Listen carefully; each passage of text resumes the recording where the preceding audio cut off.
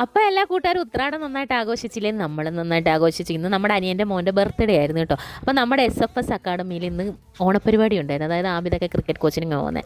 അപ്പോൾ അവിടെ പോയപ്പോൾ നമ്മൾ സർപ്രൈസായിട്ട് അവരാരും അറിയാതെ അവർ കയറി വന്നപ്പോൾ നമ്മുടെ ടീമിൻ്റെ വകയായിട്ട്, അതായത് നമ്മുടെ SFS അക്കാഡമിയുടെ വകയായിട്ടൊരു കേക്കൊക്കെ മുറിച്ചു. നമ്മുടെ വകയായിട്ടൊരു സദ്യയൊക്കെ ആയിട്ട് കേട്ടോ. ഹലീമ മോൻ്റെ ബർത്ത്ഡേ ആയിരുന്നു.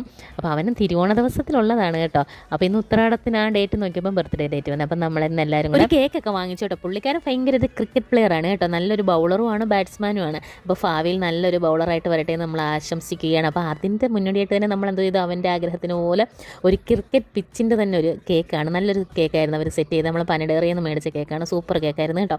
നല്ല ടേസ്റ്റും ഉണ്ടായിരുന്നു, കാണാനും നല്ല ഭംഗിയായിരുന്നു.